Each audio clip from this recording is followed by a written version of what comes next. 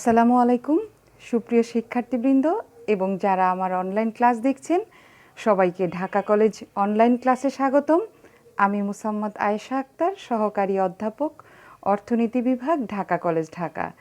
প্রিয় শিক্ষার্থীবৃন্দ, আমার একাদশ শ্রেণীর মানবিক শাখা ও ব্যবসা শিক্ষা শাখার শিক্ষার্থীবৃন্দ, তোমাদের সবাইকে আমি আমার ক্লাসে সুস্বাগত জানাচ্ছি। প্রিয় শিক্ষার্থীবৃন্দ, তোমরা জানো যে এখন চলছে বিজয়ের মাস ডিসেম্বর। আমি তোমাদের এই বিজয়ের মাসে আমি তোমাদের বিজয় দিবসের শুভেচ্ছা জানিয়ে আমি আমার ক্লাস শুরু করছি। প্রিয় শিক্ষার্থীবৃন্দ, আমার ঢাকা কলেজের শিক্ষার্থীবৃন্দ, তোমাদের সামনে ক্লাস টেস্ট পরীক্ষা সিটি 1। সেই সিটি 1 পরীক্ষায় নিশ্চয়ই আমরা প্রস্তুতি নিচ্ছি।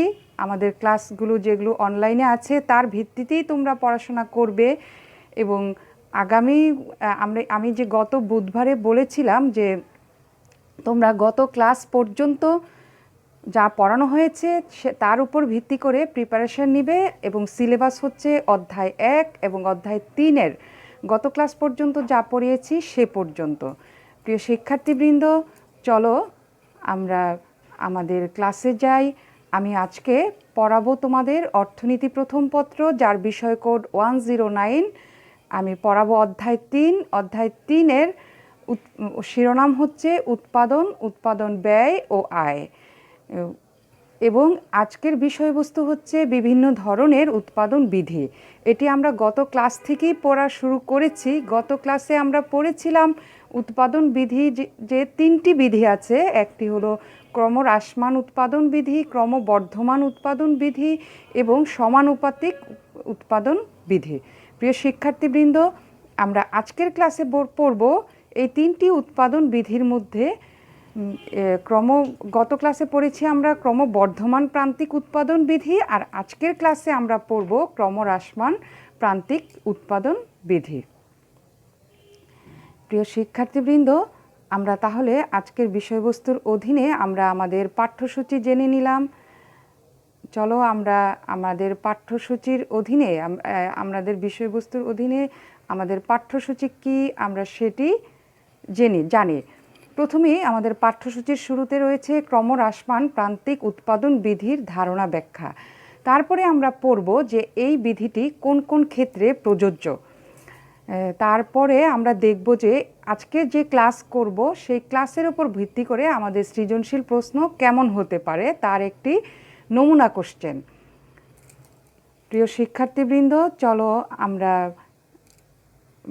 পাঠ্যসূচিতে প্রথমে যে ইয়েটি আছে, যে আমরা কি বলেছি, প্রথম আমাদের পাঠ্যসূচির প্রথমে আছে যে ক্রমহ্রাসমান প্রান্তিক উৎপাদন বিধি এর ধারণা লাভ করব। তাহলে আমরা যখন একটি বিধি আমরা পড়ব, সেই বিধির প্রথমে আমরা পড়ব যে বিধির প্রবক্তা কে, মানে বিধিটি কে দিয়েছেন। এই ক্রমহ্রাসমান প্রান্তিক উৎপাদন বিধিটি দিয়েছেন অর্থনীতিবিদ টার্গো। সর্বপ্রথম এই বিধির সম্পর্কে ধারণা দেন। তিনি দিয়েছেন অষ্টাদশ শতাব্দীতে। তিনি একজন ফরাসি অর্থনীতিবিদ। তার পরবর্তীতে তার এই বিধিটিকে অধ্যাপক এডওয়ার্ড ওয়েস্ট, অধ্যাপক মার্শাল, অধ্যাপক রিকার্ডো এবং অধ্যাপক ম্যালথাস, তারা সবাই অর্থনীতিবিদ। এই অর্থনীতিবিদগণ 19বিংশ শতাব্দীতে এই বিধির বিজ্ঞানসম্মত ব্যাখ্যা দেন। তাদের মধ্যে ম্যালথাস সবচেয়ে এই বিধিটির পূর্ণতা দেন, অথবা আমরা এটা বলতে পারি যে ম্যালথাস এই বিধিটিকে, তাদের মধ্যে ম্যালথাস বিধিটিকে সুন্দরভাবে ব্যাখ্যা করেন। এবং এই ম্যালথাসের বিধিকে আধুনিক অর্থনীতিবিদ স্টিগলার ও স্যামুয়েলসন এই বিধির সমর্থন প্রদান করেন। প্রিয় শিক্ষার্থীবৃন্দ, তাহলে আমরা কি পড়লাম যে অর্থনীতি এই বিধিটির প্রবক্তা কে। এই বিধিটির প্রবক্তা হচ্ছে প্রথমে অর্থনীতিবিদ টার্গো। সর্বপ্রথম এই বিধির ধারণা দেন। তার এই বিধির তিনি যে ধারণা দেন সেই ধারণাটিকে বিজ্ঞানসম্মতভাবে ব্যাখ্যা প্রদান করেন অধ্যাপক এডওয়ার্ড ওয়েস্ট, অধ্যাপক মার্শাল, অধ্যাপক রিকার্ডো, অধ্যাপক ম্যালথাস। তারা কত সালের দিকে দেন? 19বিংশ শতাব্দীর দিকে। আর অষ্টাদশ শতাব্দীতে হলো টার্গো এই বিধিটি সম্পর্কে ধারণা দেন এবং আধুনিক অর্থনীতিবিদ স্টিগলার এবং স্যামুলসন এই বিধির ম্যালথাস যে বিধির পূর্ণাঙ্গ বর্ণনা দেন বা পূর্ণাঙ্গ ব্যাখ্যা প্রদান করেন, বিজ্ঞানসম্মত ব্যাখ্যা প্রদান করেন, সেটিকে সমর্থন প্রদান করেন। তার মানে হচ্ছে যে এই বিধিটি ক্লাসিক্যাল অর্থনীতিবিদদের থেকে শুরু করে আধুনিক অর্থনীতিবিদগণ পর্যন্ত সবাই এই বিধিটির প্রযোজ্যতা মেনে নিয়েছেন এবং গুরুত্ব মেনে নিয়েছেন। তার মানে বোঝা যাচ্ছে যে এই বিধিটি অর্থনীতির একটি গুরুত্বপূর্ণ স্থান দখল করে আছে। প্রিয় শিক্ষার্থীবৃন্দ, চলো আমরা এই বিধির প্রবক্তা জেনে নেওয়ার পর আমরা জানি যে এই বিধির মূল বক্তব্য কি। মূল বক্তব্য হচ্ছে যে এই বিধিটির আমরা যখন একটি বিধি পড়ব প্রথমে এই বিধি কে দিয়েছেন সেটি জানব, তারপরেই জানব মূল বক্তব্য। প্রিয় শিক্ষার্থীবৃন্দ, মূল বক্তব্য আমরা যেমন ভাব সম্প্রসারণের একটি থাকে, একটি সেন্টেন্স থাকে, তারপরে আমরা এটির ভাবকে সম্প্রসারণ করি অনেক অনেক কথা বলে, ঠিক এইরকমই একটি বিধির মূল বক্তব্য হচ্ছে ভাব সম্প্রসারণের স্টেটমেন্টের মতো, বাক্যের মতো। এখানে আমরা মূল বক্তব্যে 2 থেকে 3টি বাক্যের মধ্যে আমরা মূল বক্তব্য বলি, তারপরে এই বক্তব্যকে আমরা ব্যাখ্যা করি টেবিলের সাহায্যে বা ছকের সাহায্যে ও চিত্রের সাহায্যে। প্রিয় শিক্ষার্থীবৃন্দ, চলো আমরা মূল বক্তব্যটি জানি। যে আমরা এর মূল বক্তব্য হচ্ছে অন্যান্য উপকরণ স্থির থেকে, মানে উৎপাদনের যে 4টি উপকরণ আছে সকল উপকরণ আগে যেই পরিমাণ নিয়োগ ছিল সেই পরিমাণ নিয়োগের পরিমাণ স্থির থাকবে, অপরিবর্তিত থাকবে, থেকে একটি পরিবর্তনশীল উপকরণ, অর্থাৎ এখানে আমাদের একটি পরিবর্তনশীল উপকরণ স্বল্পকালে আমরা কি পড়েছিলাম, স্বল্পকালীন উৎপাদন অপেক্ষকে কিউ ইকুয়াল ফাংশন অফ এল এবং কে বার, অর্থাৎ অন্যান্য মূলধনের নিয়োগও স্থির থাকবে, শুধুমাত্র শ্রমের নিয়োগ পরিবর্তন হবে স্বল্পকালে। তাহলে স্বল্পকালে পরিবর্তনশীল উপকরণটি হচ্ছে শ্রমিক। অন্যান্য উপকরণ স্থির থেকে পরিবর্তনশীল উপকরণ শ্রমিকের নিয়োগ যে হারে বৃদ্ধি করা হয়, মোট উৎপাদন যদি তার চেয়ে কম হারে বৃদ্ধি পায় তবে তাকে ক্রমহ্রাসমান প্রান্তিক উৎপাদন বিধি বলে। প্রিয় শিক্ষার্থীবৃন্দ, এখানে কি তোমরা বুঝতে পারছো টেকনিক্যাল ওয়ার্ডগুলো আমি এখানে বলে দিয়েছি। অন্যান্য উপকরণ মানে উৎপাদনের 4টি যে উপকরণ আছে 3টি উপকরণ স্থির থাকবে, সেগুলো কি কি, ভূমি, মূলধন, সংগঠন, সংগঠকের দক্ষতা, এগুলো স্থির থাকবে এবং শুধুমাত্র শ্রমের নিয়োগ পরিবর্তন করা হলে শ্রমের নিয়োগ পরিবর্তনের কারণে উৎপাদনের পরিমাণ বাড়বে। যদি এমন হয় যে শ্রমের নিয়োগ যে হারে বৃদ্ধি করা হয় মোট উৎপাদন যদি তার চেয়ে কম হারে বৃদ্ধি পায় তবে তাকে ক্রমহ্রাসমান প্রান্তিক উৎপাদন বিধি বলে। অর্থাৎ এই ক্ষেত্রে মোট উৎপাদন ক্রমহ্রাসমান হারে বৃদ্ধি পায়। প্রিয় শিক্ষার্থীবৃন্দ, তোমরা একটু স্লাইডটি দেখে নাও যে আমরা কি বলেছি। এই বিধির ক্ষেত্রে কি হবে যে শ্রমের নিয়োগ আমরা যত বাড়াবো মোট উৎপাদন সে হারে বাড়বে না, মোট উৎপাদন তার চেয়ে কম হারে বাড়বে, সেটাকে বলা হচ্ছে কি ক্রমহ্রাসমান হারে বৃদ্ধি পায়। অর্থাৎ মোট উৎপাদন যে শ্রমের নিয়োগ যে হারে বাড়ানো হবে মোট উৎপাদন তার চেয়ে কম হারে বাড়বে এবং প্রান্তিক উৎপাদন কমতে থাকবে। মোট আমরা শ্রমের নিয়োগ বাড়াবো, প্রান্তিক উৎপাদন কমবে। আর প্রিয় শিক্ষার্থীবৃন্দ, এখানে একটি কথা আমি বলে রাখি, সেটি আমি গত ক্লাসেও বলেছি যে প্রান্তিক উৎপাদন হচ্ছে কি মোট উৎপাদনের পরিবর্তনের হার জানা যায় প্রান্তিক উৎপাদনের মাধ্যমে। অর্থাৎ শ্রমের নিয়োগ যে হারে বাড়ানো হয় প্রান্তিক উৎপাদন যদি কমতে থাকে তার মানে বোঝা যায় কি মোট উৎপাদনের বৃদ্ধির হার কম। প্রিয় শিক্ষার্থীবৃন্দ, আমরা এর পরের ইয়েতে যাচ্ছি যে এই বক্তব্যটিকে আমি আগেই বলেছিলাম যে মানে যে অর্থনীতিবিদ যে প্রথমে যে আমাদের যে ইয়ে দিয়েছিলেন এর মধ্যে সকল অর্থনীতিবিদগণের মধ্যে অধ্যাপক মার্শাল এই বিধিটিকে সুন্দরভাবে বিজ্ঞানসম্মতভাবে সবচেয়ে ব্যাখ্যা করেছিলেন। সেই জন্য আমি অধ্যাপক মার্শাল যে মূল বক্তব্যটি দিয়েছেন সেটিকে আমি তুলে নিয়ে এসেছি। অধ্যাপক মার্শালের মতে অধ্যাপক মার্শালের পুরো নাম হচ্ছে অধ্যাপক আলফ্রেড মার্শাল। অধ্যাপক আলফ্রেড মার্শালের মতে মূল বক্তব্য হচ্ছে এই উৎপাদন বিধির যে উৎপাদন কৌশল অপরিবর্তিত থাকলে একটি নির্দিষ্ট পরিমাণ জমিতে অধিক হারে শ্রম ও মূলধন নিয়োগ করতে থাকলে উৎপাদন তার চেয়ে কম হারে বৃদ্ধি পায়। প্রিয় শিক্ষার্থীবৃন্দ, তার মানে কি উৎপাদন কৌশলও অপরিবর্তিত থাকবে। এখানে মার্শাল চারটি উপকরণের মধ্যে আমরা বলেছিলাম তিনটি উপকরণ স্থির, যে কি বলেছিলাম, ভূমির পরিমাণ স্থির থাকবে, মূলধনের পরিমাণ স্থির থাকবে, সংগঠকের দক্ষতা স্থির থাকবে। কিন্তু মার্শাল তার মূল বক্তব্যের শুরুতেই বলে দিয়েছেন যে উৎপাদন কৌশলও স্থির থাকবে। তার মানে কি উৎপাদনের প্রক্রিয়া, উৎপাদন কৌশল কি কি আছে আমরা প্রথম অধ্যায়ে পড়েছিলাম, শ্রমনিবিড় উৎপাদন কৌশল, মূলধন নিবিড় উৎপাদন কৌশল। সেই উৎপাদন কৌশল যদি আমরা একটিতে উৎপাদন শুরু করি, উৎপাদন কৌশল সেটিতেই থাকবে উৎপাদন শেষ না হওয়া পর্যন্ত। তাহলে মার্শালের মতে কি উৎপাদন কৌশল যদি অপরিবর্তিত থাকে, স্থির থাকে, তাহলে নির্দিষ্ট পরিমাণ জমিতে, একই পরিমাণ জমিতে অধিক হারে শ্রম বা মূলধন নিয়োগ করতে থাকলে উৎপাদন তার চেয়ে কম হারে বৃদ্ধি পাবে। অর্থাৎ এখানে তিনি বলেছেন, তিনি শ্রমকেও পরিবর্তনশীল ধরেছেন, মূলধনকেও পরিবর্তনশীল ধরেছেন। অর্থাৎ যদি শ্রমকে পরিবর্তনশীল ধরা হয় তাহলে অন্যান্য উপকরণ স্থির, আর যদি মূলধনকে পরিবর্তনশীল ধরা হয় তাহলে অন্যান্য উপকরণ শ্রমও স্থির থাকবে। সেই জন্য তিনি এই বিষয়টিকে এইভাবে এনেছেন। প্রিয় শিক্ষার্থীবৃন্দ, তাহলে মার্শাল কি বলেছেন, যে উৎপাদন কৌশল অপরিবর্তিত থাকলে, উৎপাদন কৌশল মানে কি শ্রমনিবিড় উৎপাদন কৌশল এবং মূলধন নিবিড় উৎপাদন কৌশল, আমরা যে কোনো একটিতে থাকব। যদি শ্রমনিবিড় উৎপাদন কৌশলে থাকি তাহলে শ্রমনিবিড় উৎপাদন কৌশলেই আমরা থাকব, এবং মূলধন নিবিড় উৎপাদন কৌশলে থাকলে আমরা মূলধন নিবিড় উৎপাদন কৌশলেই থাকব। তাহলে উৎপাদন কৌশল অপরিবর্তিত থাকলে একটি নির্দিষ্ট পরিমাণ জমিতে যে অধিক হারে শ্রম ও মূলধন নিয়োগ করতে থাকলে উৎপাদন তার চেয়ে কম হারে বৃদ্ধি পায়।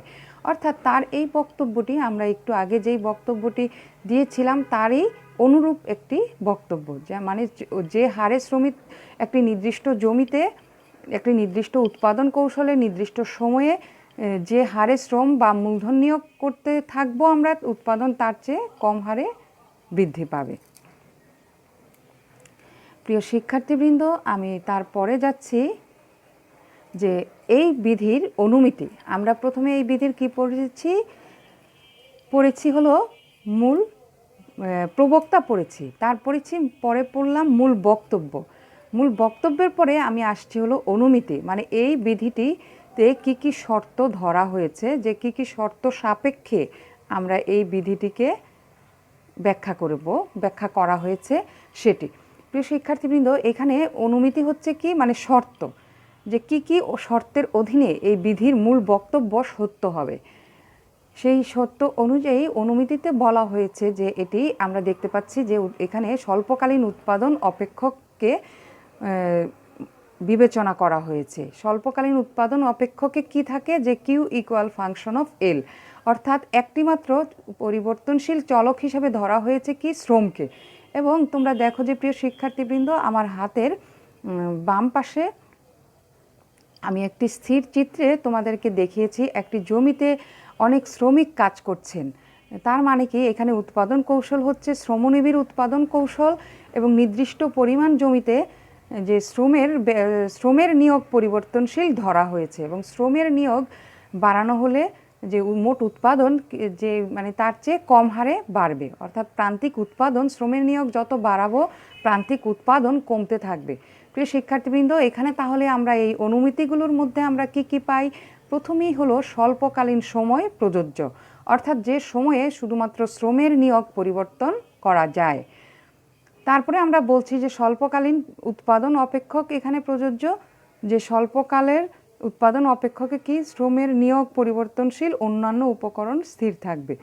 এবং আমরা বললাম যে উৎপাদন কৌশল স্থির থাকবে এবং অর্থনীতিতে পূর্ণ প্রতিযোগিতা বিরাজমান থাকবে, উৎপাদনের দাম এবং উপকরণের দাম। প্রিয় শিক্ষার্থীবৃন্দ, তারপরে আমি যাচ্ছি হলো অনুমিতির পরে আমাদের হলো যে টেবিল, যে আমরা এই যে বিধিটির প্রথমে কে বক্তব্য দিয়েছেন, এই বিধিটি কারা দিয়েছেন সেটি পড়েছি। তারপরে পড়েছি হচ্ছে আমরা মূল বক্তব্য, সেটি পড়লাম। তারপরে পড়েছি আমরা অনুমিতি।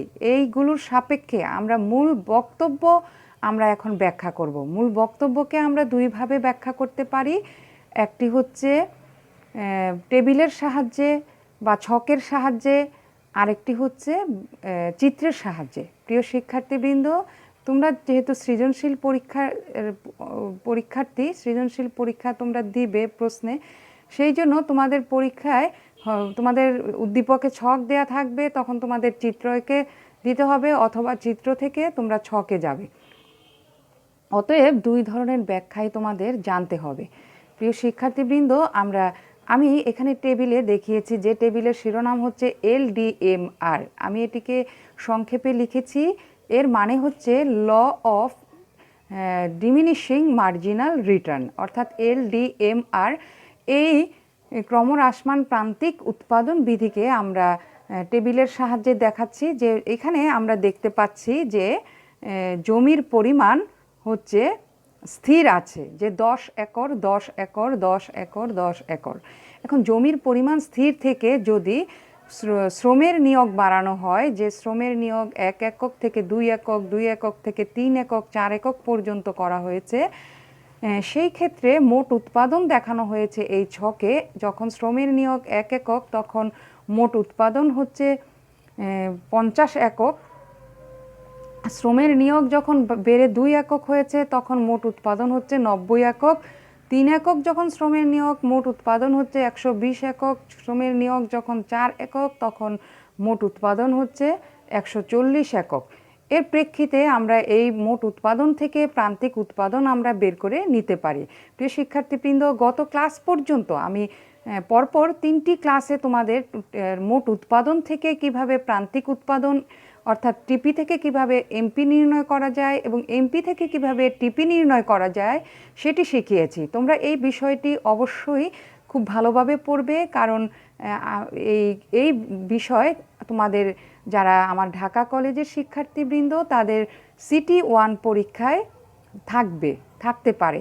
প্রিয় শিক্ষার্থীবৃন্দ, আমি তাহলে এখন আবার বলছি যে টিপি থেকে কিভাবে আমি এমপি বের করেছি। আমরা এমপির সূত্র কি জানি, যে মার্জিনাল প্রোডাকশনের সূত্র হচ্ছে পরবর্তী এককের মোট উৎপাদন থেকে আমরা যদি পূর্ববর্তী এককের মোট উৎপাদনকে আমরা বাদ দেই, তাহলে আমরা পেয়ে যাব প্রান্তিক উৎপাদন। তাহলে 1 এককের জন্য আমাদের মোট উৎপাদন হচ্ছে 50 একক। তাহলে 50 একক, এর পূর্ববর্তী এককের মোট উৎপাদন হচ্ছে আমাদের 0। তাহলে 50 মাইনাস 0 সমান হলো কি 1 এককের প্রান্তিক উৎপাদন। 2 এককের প্রান্তিক উৎপাদন তাহলে কত? 90। 2 এককের প্রান্তিক মোট উৎপাদন হচ্ছে 90, এর পূর্ববর্তী এককের মোট উৎপাদন হচ্ছে 50। তাহলে আমাদের 2 এককের জন্য আমাদের প্রান্তিক উৎপাদন কত? 90 মাইনাস 50 সমান হলো 40। এভাবে আমরা 3 এককের জন্য প্রান্তিক উৎপাদন বের করেছি। 120 মাইনাস 90 সমান হলো 30 বা 30। আর 4 এককের জন্য মোট উৎপাদন হচ্ছে 140 একক। তাহলে 4 এককের জন্য প্রান্তিক উৎপাদন হচ্ছে 140, এর পূর্ববর্তী এককের উৎপাদন হচ্ছে 120। তার মানে 140 বিয়োগ হচ্ছে 120 সমান হলো প্রান্তিক উৎপাদন 20 ইউনিট। প্রিয় শিক্ষার্থীবৃন্দ, এটি তো আমরা শুধুমাত্র মোট উৎপাদন থেকে কিভাবে প্রান্তিক উৎপাদন নির্ণয় করা যায় সেটি শিখলাম, কিন্তু এই মোট উৎপাদন এবং প্রান্তিক উৎপাদনকে আমরা কিভাবে আমাদের এই বিধির মূল বক্তব্যের সাথে ব্যাখ্যা করব, আমি এখন সেটি বলছি। প্রিয় শিক্ষার্থীবৃন্দ, এখানে দেখো জমির পরিমাণ স্থির আছে। একই পরিমাণ জমিতে একটি নির্দিষ্ট সময়ে শ্রমের নিয়োগ বাড়ানোর ফলে মোট উৎপাদন বেড়েছে, কিন্তু মোট উৎপাদন শ্রমের নিয়োগ যে হারে বাড়ানো হয়েছে, মোট উৎপাদন তার চেয়ে কম হারে বেড়েছে। প্রিয় শিক্ষার্থীবৃন্দ, এখানে খেয়াল করো যে 1 একক শ্রমের মোট উৎপাদন ছিল 50 একক, আর 2 একক শ্রম যখন বাড়ানো হয়েছে, অর্থাৎ শ্রমের নিয়োগ যখন দ্বিগুণ করা হয়েছে, তখন মোট উৎপাদন হয়েছে 90 একক। তার মানে কি, যদি আমাদের শ্রম দ্বিগুণ করেছি 50 একক, 1 একক শ্রমের মোট উৎপাদন যদি 50 একক হয়, তাহলে 2 একক শ্রমিকের মোট উৎপাদন হতো কত? 100 একক বা তার চেয়ে বেশি। কিন্তু আমাদের মোট উৎপাদন হয়েছে 50-এর সাথে আর যোগ হয়েছে 40 একক। তার মানে যে হারে শ্রমের নিয়োগ বাড়ানো হয়েছে, তার চেয়ে কম হারে মোট উৎপাদন বেড়েছে। আবার যখন আমরা দেখতে পাচ্ছি যে 1 একক শ্রমিকের মোট উৎপাদন ছিল 50 একক আর 3 একক শ্রমিকের মোট উৎপাদন হচ্ছে 120 একক, অর্থাৎ মানে শুধু 50 এককের 3 গুণ হচ্ছে কত, 150, 150, কিন্তু 3 একক শ্রমিকের মোট উৎপাদন হচ্ছে 120 একক, যার ফলশ্রুতিতে আমরা দেখতে পাই যে মোট শ্রমিকের নিয়োগ বাড়ানোর সাথে সাথে মোট উৎপাদন বেড়েছে, কিন্তু ক্রমহ্রাসমান হারে বেড়েছে, অর্থাৎ যে হারে শ্রমের নিয়োগ বাড়ানো হয়েছে তার চেয়ে কম হারে মোট উৎপাদন বেড়েছে। এটি আমরা কিভাবে বুঝতে পারছি? প্রান্তিক উৎপাদন থেকে। কারণ হচ্ছে কি, প্রান্তিক উৎপাদন হচ্ছে মোট উৎপাদনের পরিবর্তনের হার অনুপাতকে নির্দেশ করে। মোট উৎপাদন কী হারে পরিবর্তন হয়েছে সেটিকে বোঝায়। তার মানে আমরা দেখতে পাচ্ছি শ্রমের নিয়োগ বাড়ানোর ফলে প্রান্তিক উৎপাদন আস্তে আস্তে কমেছে। যেমন 1 একক শ্রমের প্রান্তিক উৎপাদন ছিল 50 একক, 2 একক শ্রমের প্রান্তিক উৎপাদন ছিল 40 একক, 3 একক শ্রমের প্রান্তিক উৎপাদন ছিল 30 একক। তার মানে আমরা যত শ্রমের নিয়োগ বাড়িয়েছি তত প্রান্তিক উৎপাদন কমেছে, কিন্তু মোট উৎপাদন বেড়েছে, কিন্তু যে হারে বাড়ার কথা ছিল তার চেয়ে কম হারে বেড়েছে। প্রিয় শিক্ষার্থীবৃন্দ, আমি এখন পরবর্তী ইয়েতে যাচ্ছি, সেটি হচ্ছে আমরা তো এখন ছকের মাধ্যমে আমরা এই মোট ক্রমহ্রাসমান প্রান্তিক উৎপাদন বিধিকে দেখলাম। কিভাবে দেখলাম? যে শ্রমের নিয়োগ যত বাড়ানো হয়েছে আমাদের প্রান্তিক উৎপাদন তত কমে আসছে। তার মানে কি, শ্রম যে হারে বাড়ানো হয়েছে মোট উৎপাদন বেড়েছে, কিন্তু মোট উৎপাদন ক্রমহ্রাসমান হারে বেড়েছে। প্রিয় শিক্ষার্থীবৃন্দ, এই ছকটিকে আমি যদি এখন একটি চিত্রের সাহায্যে দেখাই, তাহলে আমরা প্রথমে এই যে শ্রমিকের যে নিয়োগ আছে সেই শ্রমিকের নিয়োগকে আমরা টিপির সাথে অর্থাৎ মোট উৎপাদনের সাথে সম্পর্ক দেখিয়ে আমরা প্রথমে একটি চিত্র দেখাবো। প্রথম চিত্রটি সেটি হবে কি, মোট উৎপাদন রেখা, অর্থাৎ ভূমি অক্ষে আমরা দেখাবো হচ্ছে শ্রমিকের পরিমাণ এবং লম্ব অক্ষে দেখাবো আমরা মোট উৎপাদনের পরিমাণ। তার মানে আমি কি বোঝাতে চাচ্ছি, যে শ্রমের পরিমাণ ভূমি অক্ষে দেখিয়ে লম্ব অক্ষে যখন আমরা টিপি দেখাবো এবং এই যে ইয়েগুলো আছে আমাদের স্ক্রিনে যেই ডেটাগুলো আছে সেগুলো দেখাবো, তখন আমরা পাবো মোট উৎপাদন রেখা। আর যখন শ্রমের নিয়োগের সাথে আমরা প্রান্তিক উৎপাদনকে দেখাবো চিত্রে, তখন আমরা পাবো হচ্ছে প্রান্তিক উৎপাদন রেখা। প্রিয় শিক্ষার্থীবৃন্দ, শ্রম যেহেতু স্বাধীন চলক, এই স্বাধীন চলককে আমরা এই সবসময়ই এই অধ্যায়ে আমরা ভূমি অক্ষে দেখাবো এবং লম্ব অক্ষে আমরা যেটি অধীন চলক টিপি, এমপি বা এপি এইগুলোকে দেখাবো। প্রিয় শিক্ষার্থীবৃন্দ, তোমরা যেন পরীক্ষায় যেন ভুল না করো সেই জন্য আমি এই ইয়েটি বলে দিলাম যে শ্রমকে আমরা শ্রমের নিয়োগকে আমরা সব সময় কোথায় দেখাবো? ভূমি অক্ষে দেখাবো। প্রিয় শিক্ষার্থীবৃন্দ, চলো আমরা এখন চিত্রে যাই যে আমরা কিভাবে শ্রমের সাথে প্রথমে আমরা মোট উৎপাদনের সম্পর্ককে দেখিয়ে আমরা টিপি রেখা অঙ্কন করব। আমি এই গত 2 ক্লাসে আমি তোমাদের এই চিত্র এঁকে দেখিয়েছি। প্রিয় শিক্ষার্থীবৃন্দ, দেখো প্রথম চিত্রটি যেটি 3.11 বা এ চিত্র বলা হয়েছে, সেই এ চিত্রে আমাদেরকে আমরা এই ভূমি অক্ষে দেখিয়েছি শ্রমের নিয়োগ এবং লম্ব অক্ষে দেখিয়েছি মোট উৎপাদন টিপি। এই দুটির সম্পর্ককে দেখানো হয়েছে হচ্ছে এই রেখাচিত্রে যখন তোমরা দেখতে পাচ্ছ কম্বিনেশন এতে হচ্ছে আমাদের ছকে ছিল, কম্বিনেশন এর ছকে যে যখন শ্রমের নিয়োগ 1 একক তখন মোট উৎপাদন আমাদের ছিল হচ্ছে 50 একক এবং শ্রমের যেটি দেখানো হয়েছে এ বিন্দুতে, এবং এ বিন্দুতে এর সংমিশ্রণে আমরা শ্রমের নিয়োগ 1 একক হলে মোট উৎপাদন যে 50 একক, প্রথমে আমরা ভূমি অক্ষের মানকে দেখিয়েছি এই কম্বিনেশনে, পরে দেখিয়েছি লম্ব অক্ষের মানকে।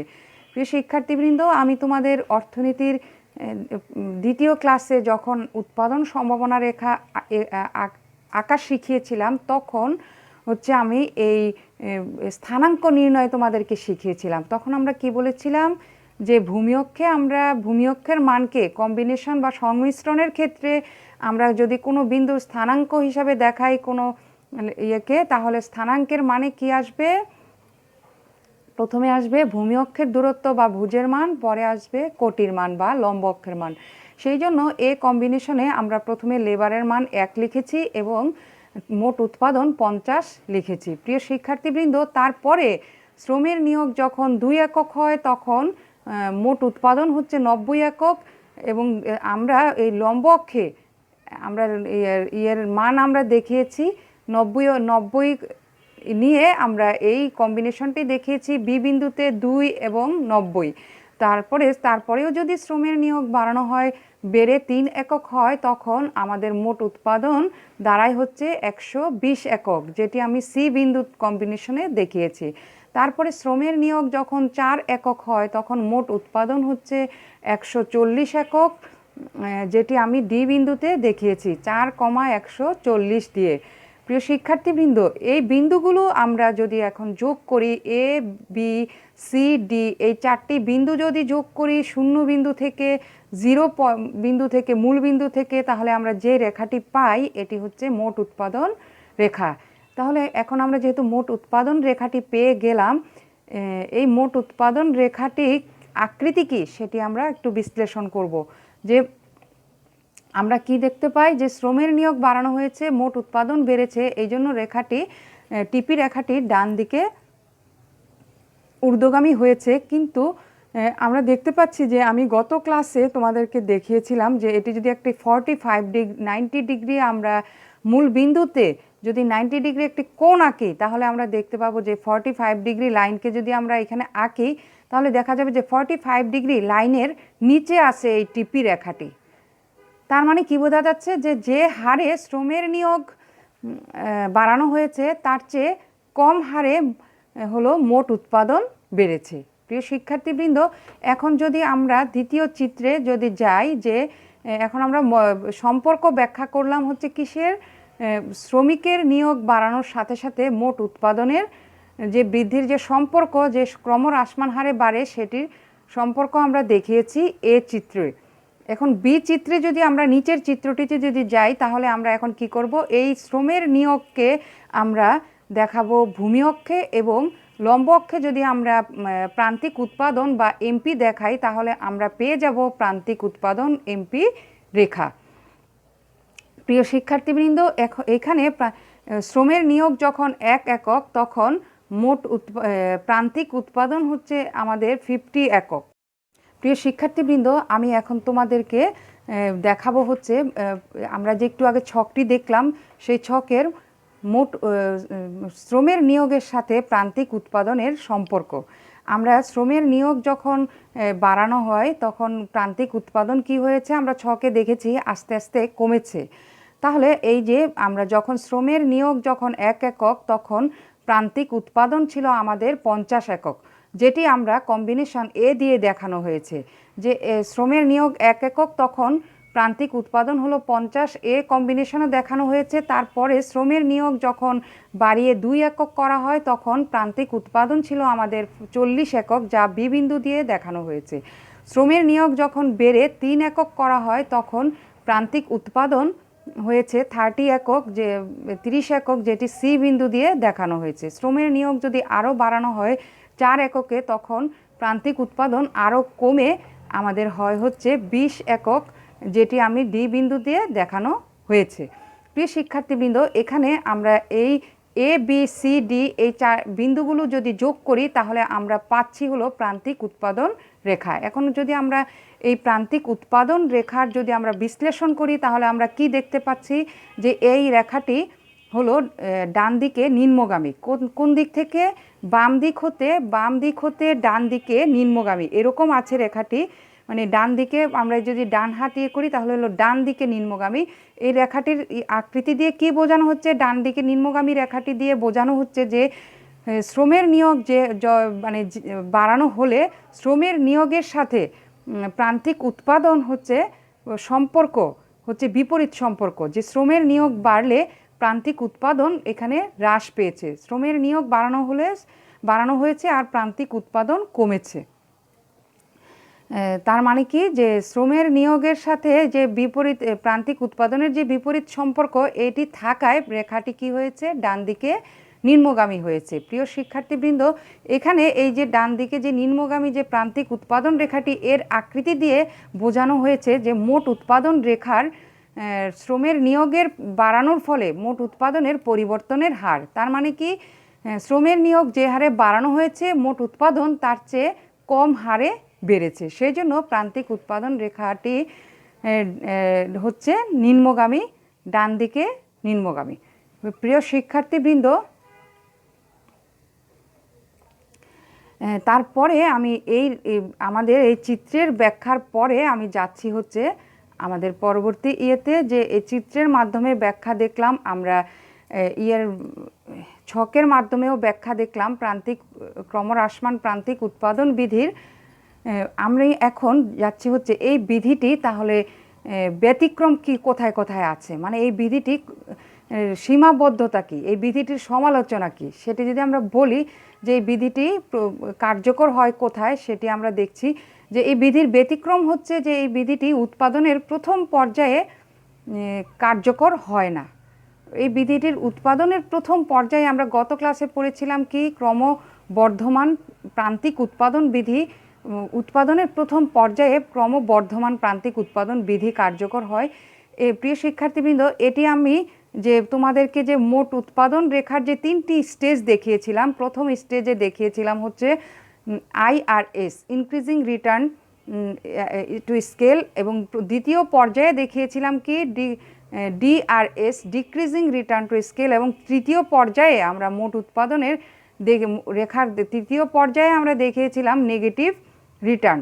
তাহলে এই উৎপাদনের প্রথম পর্যায়ে আসলে এই ক্রমহ্রাসমান প্রান্তিক উৎপাদন বিধিটি কার্যকর হয় না। মোট উৎপাদন রেখার আমরা দেখেছিলাম যে দ্বিতীয় পর্যায়ে মানে DRS পর্যায়ে এই ক্রমহ্রাসমান প্রান্তিক উৎপাদন বিধিটি কার্যকর হয়। এখানে প্রথম পয়েন্টে সেই কথাটি বলা হয়েছে যে উৎপাদনের প্রথম পর্যায়ে এই বিধি ক্রমহ্রাসমান প্রান্তিক উৎপাদন বিধি কার্যকর হয় না, এটি হচ্ছে এই বিধির ব্যতিক্রম।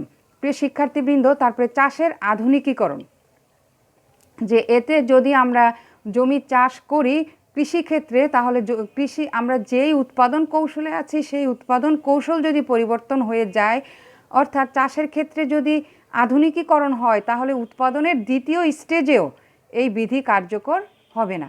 কার্যকর না হয়ে দ্বিতীয় স্টেজে দেখা যাবে যে শ্রমের নিয়োগ যে হারে বাড়ানো হবে তার চেয়ে বেশি হারে মোট উৎপাদন বাড়বে। কখন? কৃষিতে যদি আধুনিকীকরণ হয়। আধুনিকীকরণ বলতে আসলে কি বোঝায়, মানে কৃষিতে যদি শ্রমনিয়োগের উৎপাদন কৌশলের জায়গায় যদি আমাদের কৃষিতে যদি আমরা ওই নির্দিষ্ট পরিমাণ যে আমরা আমাদের উদ্দীপকে যে 10 একক জমির পরিমাণ আজকে আমাদের ছকে দেখিয়েছিলাম, সেই 10 একক জমি যদি ঠিকই থাকে, কিন্তু এই শ্রমিকের জায়গায় যদি কিছু আধুনিক চাষাবাদ পদ্ধতির ট্রাক্টর বা লেডার মেশিন বা ধান কাটার মেশিন এগুলো চলে আসে, চাষের যদি আধুনিকীকরণ হয়, তাহলে দ্বিতীয় পর্যায়ে যে আমরা প্রথম পয়েন্টে যে বললাম যে টিপি রেখার দ্বিতীয় পর্যায়ে এই ক্রমহ্রাসমান প্রান্তিক উৎপাদন বিধি কার্যকর হবে, প্রথম পর্যায়ে কার্যকর হবে না। কিন্তু দেখা যাবে যেটি দ্বিতীয় পর্যায়েও ক্রমহ্রাসমান প্রান্তিক উৎপাদন বিধি কার্যকর হবে না।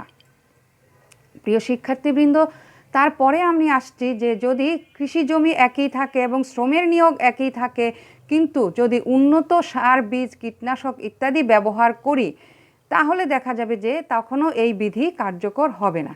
যে শ্রমের নিয়োগ বাড়ালে প্রান্তিক উৎপাদন কমবে না, প্রান্তিক উৎপাদন মানে মোট উৎপাদনের পরিবর্তনের হার বাড়বে। প্রিয় শিক্ষার্থীবৃন্দ, তারপরেও যদি দেখা যায় যে জমির পরিমাণ একই আছে, প্রাকৃতিক কোনো কারণে জমির উর্বরতা বেড়ে যায়, তখনও এই বিধি কার্যকর হবে না।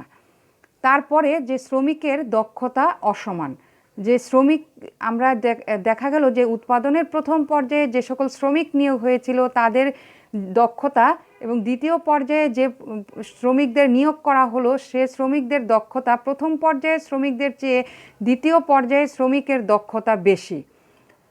তখন দেখা যাবে যে দ্বিতীয় পর্যায়ে যে DRS মানে ডিক্রিজিং রিটার্ন টু স্কেল কার্যকর হওয়ার কথা বা ক্রমহ্রাসমান প্রান্তিক উৎপাদন বিধি হওয়ার কথা, সেটি কার্যকর হবে না। কারণ কি, শ্রমিক যদি দক্ষ শ্রমিক ব্যবহার করা হয়, প্রথম পর্যায়ের চেয়ে দ্বিতীয় পর্যায়ে যদি বেশি দক্ষ শ্রমিক থাকে, তখন কি হবে, এই উৎপাদন বিধি দ্বিতীয় পর্যায়েও কার্যকর হবে না।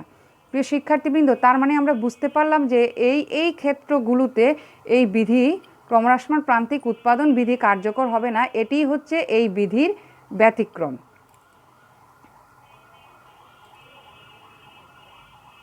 প্রিয় শিক্ষার্থীবৃন্দ, আমি তারপরে যাচ্ছি যে এই বিধির ব্যাখ্যায় আমরা এই যে ধাপগুলো পড়লাম এগুলোই ছিল এই বিধির ব্যাখ্যা। প্রথমে আমরা পড়েছি হলো এই বিধির প্রবক্তাকে, দ্বিতীয় পর্যায়ে আমরা পড়েছি এই বিধির মূল বক্তব্য, তৃতীয়তে পড়েছি আমরা বিধির অনুমিতি, চতুর্থত পড়েছি আমরা বিধির ব্যাখ্যা। বিধির ব্যাখ্যা আমরা দুইভাবে পড়েছি। প্রথমে আমরা এই ইয়ের সাথে কি ছকের সাথে আমরা বা টেবিলের সাথে দিয়েছি ডেটা বা সংখ্যাত্মকভাবে বিধির ব্যাখ্যা করেছি। তারপরে করেছি ওই ডেটা টেবিল থেকে আবার আমরা এই বিধির চিত্রের মাধ্যমে এই বিধি ব্যাখ্যা করেছি। তারপরে বললাম যে বিধির সমালোচনা বা বিধির ব্যতিক্রম। এই বিধির এইসব ব্যতিক্রম থাকলেও এখন আমরা এই বিধির উপসংহারে কি বলবো, যে উপসংহারে বলবো যে এই বিধির এইসব ব্যতিক্রম থাকলেও এই বিধিটি আসলে আমাদের এই অর্থনীতিতে একটি গুরুত্বপূর্ণ অবস্থা দখল করে আছে। এই বিধিটি সে কি এই জন্য অর্থনীতিতে এই বিধিটির গুরুত্ব বেশি। প্রিয় শিক্ষার্থীবৃন্দ, এখন আমি যাব যে এই বিধি আসলে মানে আমাদের বাস্তব জীবনে কোথায় কোথায় কার্যকর হয়, কোন কোন ক্ষেত্রে কার্যকর হয়, এই বিধিটি কোন ক্ষেত্রে প্রযোজ্য সেটি যদি আমরা দেখতে যাই তাহলে আমরা প্রথমেই আমরা বলতে পারি যে প্রথমত এই বিধিটি কৃষিতে কার্যকর হয়, বেশি কৃষিতে কার্যকর হয়। এবং আমি তোমাদের অনুমিতির একটি চিত্রে আমি দেখিয়েছি যে এই বিধি অনুমিতির আমি একটি চিত্রে তোমাদের দেখিয়েছিলাম যে জমিতে কে কাজ করছে, কৃষি জমিতে শ্রমিকরা কাজ করছে। তার মানে এই বিধিটি আসলে কৃষিতে বেশি কার্যকর হয়, কারণ হচ্ছে কৃষিতে প্রথমে উৎপাদনের প্রথমের দিকে জমির উর্বরতা বেশি থাকে, তখন শ্রমিক যে হারে নিয়োগ করা হয় মোট উৎপাদন তার চেয়ে বেশি হারে বাড়ে। কিন্তু জমির উর্বরতা শক্তির সীমাবদ্ধতার জন্য দেখা যায় যে পরবর্তীতে শ্রমের নিয়োগ বাড়ানো হলেও মোট উৎপাদন সে হারে বাড়ে না, অর্থাৎ ক্রমহ্রাসমান প্রান্তিক উৎপাদন বিধি পরবর্তীতে কার্যকর হয়। তারপরে হচ্ছে দ্বিতীয়ত শিল্পের শেষ পর্যায়ে, অর্থাৎ শিল্প উৎপাদনের ক্ষেত্রে যদি আমরা দেখি বা কারখানার উৎপাদনের ক্ষেত্রে যদি দেখি তাহলে প্রথম দিকে কারখানার উৎপাদনের প্রথম দিকে সকল উপকরণ স্থির থেকে যদি শ্রমের নিয়োগ বাড়ানো হয় তাহলে মোট উৎপাদন ক্রমবর্ধমান হারে বাড়ে। এবং শিল্পের একেবারে শেষের পর্যায়ে যখন মানে বিভিন্ন কারণে শিল্পের উৎপাদন খরচ বেড়ে যায় তখন বা তার ক্যাপাসিটি স্থির হয়ে যায় শিল্পের কারখানার, তখন যে শ্রমের নিয়োগ বাড়ানো হলেও মোট উৎপাদন বাড়ে না, সে হারে বাড়ে না, অর্থাৎ প্রান্তিক উৎপাদন তখন কমতে থাকে। এই শিল্পের দ্বিতীয় শেষ পর্যায়ে এই বিধি কার্যকর হয়ে থাকে, প্রযোজ্য হয়। তৃতীয়ত খনিজ পদার্থ উত্তোলনের শেষ পর্যায়ে এই বিধি কার্যকর হয়। কেন? যে আমরা যখন খনিজ পদার্থ উত্তোলন করি, খনিজ পদার্থে একটি নির্দিষ্ট খনিজ যে আছে, আমাদের খনিজ পদার্থে যে মজুদ আছে, স্টক আছে, সেটি হলো সীমিত। তো প্রথম দিকে আমরা যে হারে শ্রমের নিয়োগ বাড়ানো হয় খনিজ পদার্থের উত্তোলন, তখন আমরা তার চেয়ে বেশি হারে করতে পারি এবং এই কারণে আমাদের মোট উৎপাদন বাড়ে। কিন্তু খনিজের মজুদ সীমিত হয়, শেষের দিকে কি হয় যে শ্রমের নিয়োগ বাড়ানো হলেও আর খনিজ পদার্থের উত্তোলন সে হারে বাড়ে না, তখন আমাদের এই ক্রমহ্রাসমান প্রান্তিক উৎপাদন বিধিটি কার্যকর হয়। প্রিয় শিক্ষার্থীবৃন্দ, তারপরে আমি যাচ্ছি হচ্ছে যে মৎস্যক্ষেত্র।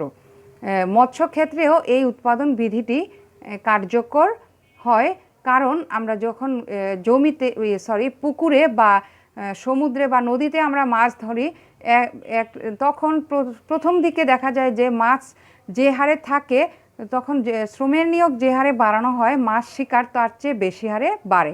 কিন্তু মাছের স্টক যখন কমে যায়, মাছ ধরতে ধরতে যখন মাছের স্টক সীমিত হয়ে পড়ে, মজুদ শেষের দিকে হয়ে যায়, তখন শ্রমের নিয়োগ বাড়ানো হলেও মাছ শিকারের পরিমাণ অর্থাৎ মোট উৎপাদন সে হারে বাড়ে না, তখন ক্রমহ্রাসমান প্রান্তিক উৎপাদন বিধিটি কার্যকর হয়। অর্থাৎ মৎস্য শিকারের ক্ষেত্রে এই ক্রমহ্রাসমান প্রান্তিক উৎপাদন বিধিটি কার্যকর হয়। এবং বনজ সম্পদ আহরণের ক্ষেত্রে এই ক্রমহ্রাসমান প্রান্তিক উৎপাদন বিধিটি কার্যকর হয় বনজ সম্পদ কি, যে আমাদের যে প্রাকৃতিক বন আছে সেখান থেকে যদি আমরা কাঠ কাটি বা গাছ কাটি, গাছ সংগ্রহ করি, তখন সেই বনজ সম্পদ আহরণ করি, তখন আমরা দেখতে পাই যে প্রথমে যে হারে স্টক থাকে সে শ্রমের নিয়োগ যে হারে আমরা বাড়াবো তার চেয়ে বেশি হারে আমরা বনজ সম্পদ আহরণ করতে পারবো। কিন্তু তারপরেও যদি শ্রমের নিয়োগ বাড়াই, কারণ স্টক সীমিত হওয়ার জন্য নির্দিষ্ট সংখ্যক বনজ সম্পদ, নির্দিষ্ট পরিমাণ বনজ সম্পদের পরিমাণ থাকার জন্য তখন শেষের দিকে কি হবে, যে মোট উৎপাদন বাড়লেও শ্রমের নিয়োগ বাড়ানো হলেও মোট উৎপাদন বাড়বে না, অর্থাৎ প্রান্তিক উৎপাদন কমতে থাকে, তখন এই বিধিটি কার্যকর হয়। প্রিয় শিক্ষার্থীবৃন্দ, আমি তাহলে এখানে দেখালাম যে এই ক্রমহ্রাসমান প্রান্তিক উৎপাদন বিধিটি কোন কোন ক্ষেত্রে কার্যকর হয় এবং কেন কার্যকর হয়। তোমরা এই বিষয়টি এইভাবেই পড়বে, কারণ এই বিষয়ে আমরা এই অনুধাবনের প্রশ্নে আমাদের থাকে যে কৃষিতে কার্যকর হয়, কেন কার্যকর হয় ব্যাখ্যা করো। মৎস্য ক্ষেত্রে ক্রমহ্রাসমান প্রান্তিক উৎপাদন বিধি কার্যকর হয়, কেন কার্যকর হয় ব্যাখ্যা করো। তখন আমরা এই বিধির এই ব্যাখ্যাগুলো আমরা লিখতে পারবো। প্রিয় শিক্ষার্থীবৃন্দ, আমি তোমাদের আজকের ক্লাসের শেষ পর্যায়ে চলে এসেছি, কিন্তু এই আজকের যে ক্লাস, এই ক্লাসের উপর ভিত্তি করে আমাদের যে সৃজনশীল প্রশ্ন সেটি আমাদের কি হয়, কি কেমন হয় তার একটি নমুনা কোশ্চেন আমি দেখাবো। প্রিয় শিক্ষার্থীবৃন্দ, তোমরা, আমি আবারও বলছি, আমি যে আজকে যে সৃজনশীল প্রশ্ন দেখাচ্ছি সেটি তোমরা পরীক্ষায় আমাদের ঢাকা কলেজের শিক্ষার্থীবৃন্দ, তোমাদের পরীক্ষায় কিন্তু এমসিকিউ পদ্ধতিতে প্রশ্ন থাকবে। অনলাইন পরীক্ষায় সিটি 1-এর সেই এমসিকিউ পরীক্ষার মডেল কোশ্চেন আমি গত ক্লাসে দেখিয়েছি, গত বুধবারের ক্লাসে দেখিয়েছি। যারা ক্লাসটি দেখোনি তারা দেখে নিবে ক্লাসের শেষের দিকে যে এমসিকিউ পদ্ধতির প্রশ্ন কেমন হতে পারে। আমি নমুনা প্রশ্ন হিসেবে দিয়েছিলাম 4টি প্রশ্ন, জ্ঞানমূলক প্রশ্ন, অনুধাবনের প্রশ্ন এবং উদ্দীপক থেকে যে 2টি প্রশ্ন থাকে, প্রয়োগের প্রশ্ন এবং উচ্চতর দক্ষতার প্রশ্ন এমসিকিউতে। আর আমি এটিও বলেছিলাম গত ক্লাসে যে গত বুধবারের ক্লাস পর্যন্ত তোমাদের 3য় অধ্যায় থেকে পড়তে হবে এই সিটি 1 পরীক্ষার জন্য। আজকের যে ক্লাস নিলাম এটি পরবর্তী সিটি পরীক্ষার সিলেবাসে থাকবে। প্রিয় শিক্ষার্থীবৃন্দ, চলো আজকে আমরা যেটুকু পড়াশোনা করলাম, আমরা সৃজনশীল প্রশ্ন হিসেবে আমরা কি পাবো, কি পড়ব, আমি সেটির একটি নমুনা প্রশ্ন দেখাচ্ছি। প্রিয় শিক্ষার্থীবৃন্দ, এখানে দেখো যে জমির পরিমাণ স্থির আছে 1 একর, 1 ইউনিট, 1 ইউনিট, 1 ইউনিট, কিন্তু আমরা যখন দেখি যে জমির পরিমাণ স্থির তখন কিন্তু শ্রমের পরিমাণ বাড়ানো হয়েছে 1 একক, 2 একক, 3 একক, 4 একক, এবং শ্রমের সাথে দেওয়া আছে মোট উৎপাদন 30, 50, 60, 65। প্রিয় শিক্ষার্থীবৃন্দ, তোমরা এই টিপি থেকে অবশ্যই এমপি বের করতে পারবে, অথবা এবং এই থেকে তোমরা এই যে আমি যেই ছকটি দিলাম এটি তোমাদের উদ্দীপক।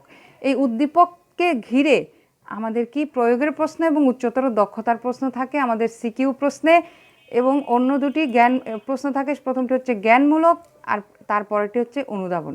শিক্ষার্থীবৃন্দ, আমি তাহলে তোমাদের এখন যাচ্ছি হচ্ছে যে এই ইয়েটিকে ঘিরে আজকের ক্লাস থেকে একটি মডেল কোশ্চেন আমি দিয়েছি সিকিউর জন্য, সেটি তোমরা বাসায় সলভ করবে।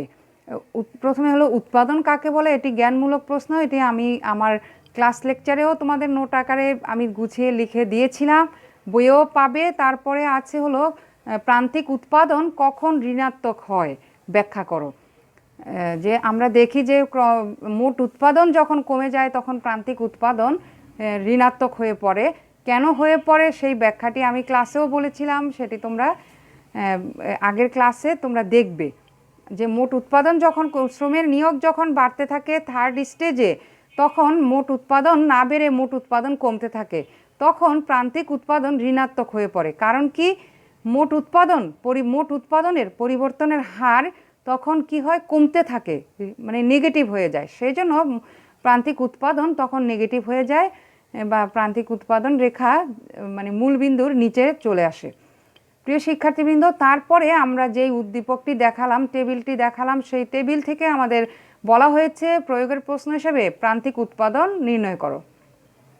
এবং চতুর্থত বলা হয়েছে যে উদ্দীপকের তথ্য অর্থনীতির কোন উৎপাদন বিধির সাথে সঙ্গতিপূর্ণ চিত্র এঁকে বিশ্লেষণ করো।